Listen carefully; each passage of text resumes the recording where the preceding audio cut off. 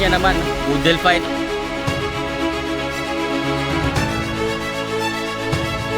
Tingnan nyo naman to guys. Provincia feels, di ba?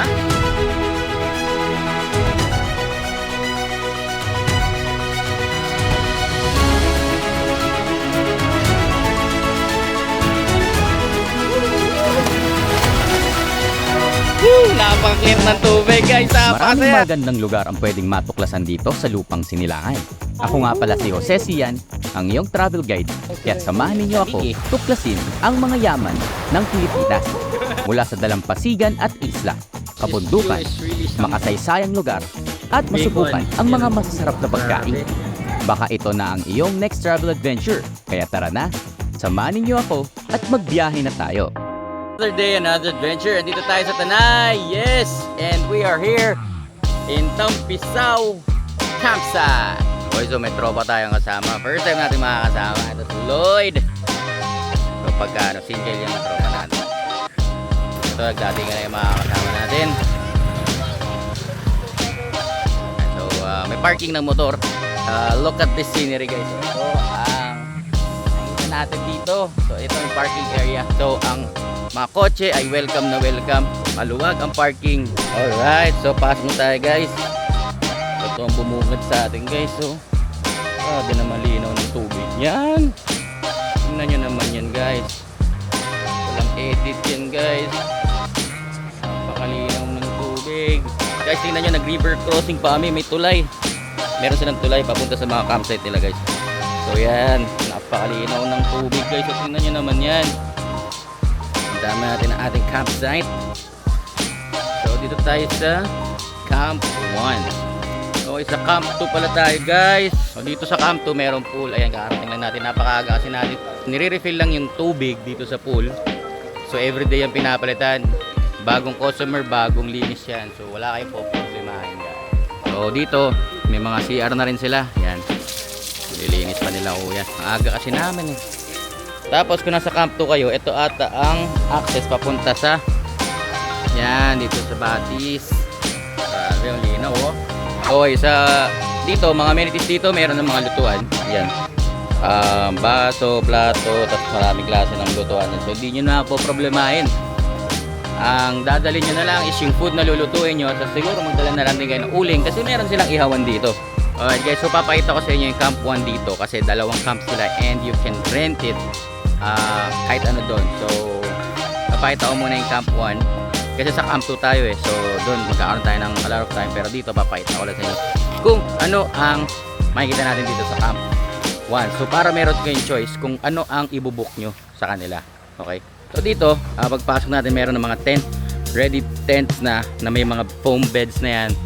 So pwede na dito, good for 4 packs na yan, no? Kasyang kasya, ang lalaki kasi guys. And dito sa kwarto, ayan, so may mga kama din. So grabe dito, parang probinsya feels talaga. Pagkagising mo sa umaga, pwede mong makita to, ganito oh. Yes. Okay, so pagka may mga dala kayong food, pwede kayong magluto dito guys. At dito oh, napaka ganda, pwede rin kayo dito tumambay, dito kayo mag-prepare ng food. At dito na kayo magluto. At tingnan nyo naman itong mga gulay nito guys. Probinsya feels talaga oh. Wow. Ito ang style dito. So para talagang umuwi sa probinsya nyo guys. So kompleto lahat, talagang wala nang iisipin. Dala ka na lang ng pagkain mo. So dadalhin nyo na lang yung food nyo. Dito na lutuin. Tapos magre-relax na lang kayo. And dito yan sa Camp 1. And ito yung access papunta sa ilog. Ayan. So mapapansin nyo guys, napakalinaw ng tubig. Syempre dito sa Camp 1 meron din ditong mga CR. Ito, CR. Tapos dito sa part na to,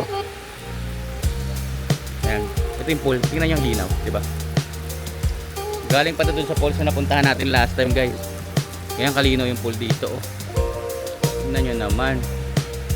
Dang. Tapos ang lapit lang dito, may access na kayo dito. Ayan.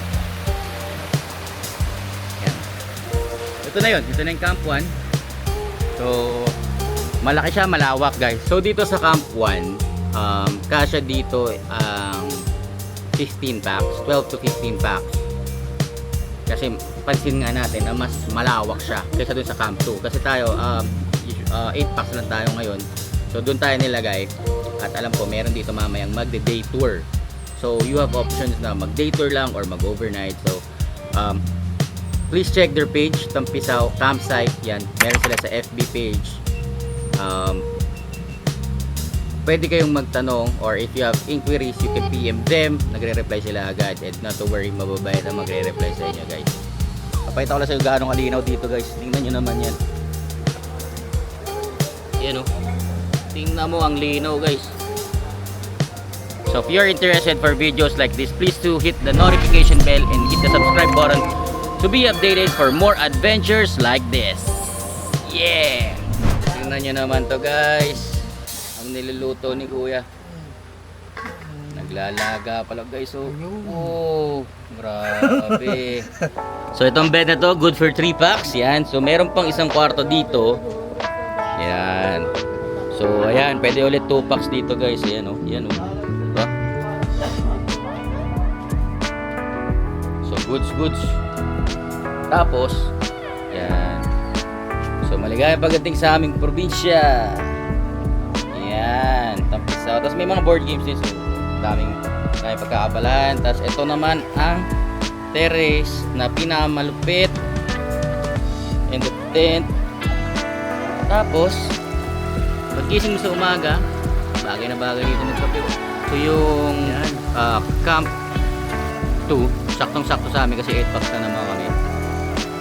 And grabe talaga yung ragasak ng tubig, yung tunog na ganun, parang probinsya feels talaga dito. Napakaganda, napakasimple ng design din dito, so worth it balik-balikan. If you're not yet subscribed to my channel, please do hit the subscribe button and hit the notification bell to be updated for more adventures like this. Okay guys, so pag dito ay nagluluto, ayan, sama natin si Joe Magret. Yan ang official chef ng Team Lilibot. So, ang menu po natin is adobong manok. Yan. May baboy. Yan. Araw-araw ganyan ang ginagawa ko. With apoy na rin. Ang galing ko na dyan ah. Hindi ko naman. With sinaing na rin. Tapos yung sinaing natin. Ayan. Galing yan. Ito na mga gulay guys. So, ready na tayo. Okay, so lunchtime na at kailangan na natin kumain. So ito na naman ang malupit na setup dito sa Tampisaw Campsite. Tingnan nyo guys. Master Larry in the house. Ayun o. Woohoo! Check nyo naman yan. Wait lang, tatawid muna tayo. Dahan-dahan, baka madulas tayo guys. Hindi, makakapit naman. Pero tingnan nyo naman. Boodle fight ulit. Ba't may kulay silver dyan? Busog na busog. Ayan o, galing guys o. Tara, kain na tayo. Dapat, pag pupunta tayo sa ganitong lugar, maganda, ganito yung setup nyo. Napakalino ng tubig, tas ito, ganitong scenery, napakaganda guys. Tingnan nyo naman, probinsya feels, napakasimple. Woo! Oh, grabe, iniinom namin guys, oh, Alfonso. Grabe naman yan. May wagang bartender namin, par. Uyuin nyo na yan, oh. Sabi naman dito sa Tampisaw, napaka-relaxing. Basic na basic. Probinsya feels, di ba? Okay, so dahil nandito nga tayo sa Tanay, siyempre, probinsya feels na nga yung nakukuha natin concept dito at yung na-experience natin, di ba? So, try natin tong kamote guys. So, napakasarap. Tapos isasaw-saw mo lang dito sa may bandang asukal. Sarap! Napaka-perfect na yung ambience, parang solid experience. Try mo rin ito, isang klaseng kamote, ito mas dilaw. Madilaw na. Tapos, asukal, brown sugar, solid.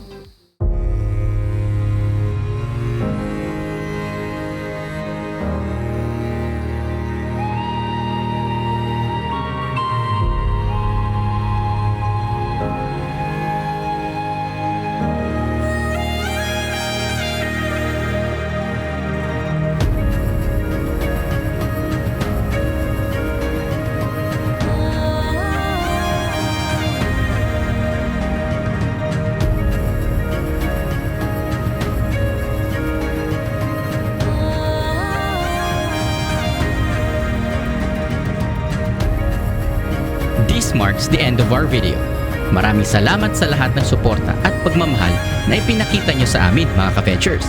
Para mas marami pang travel ventures, pindutin ang subscribe button at i-click ang notification bell para laging updated. Tulad ng lagi, stay safe, ride safe, God bless sa ating lahat.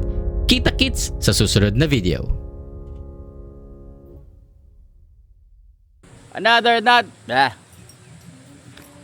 Cut. Okay, so ito, papakita ko lang sa inyo yung Camp 2. Ay, sorry. Cut.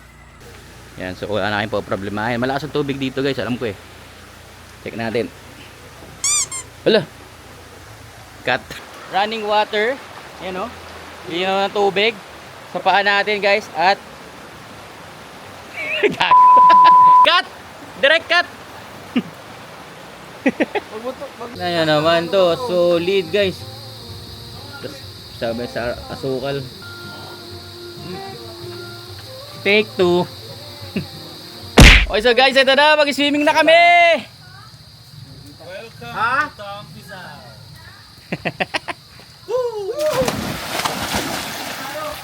Napaka-clear ng tubig guys, napakasaya. Siyempre, hindi tayo magpapat-iwan. Let's go!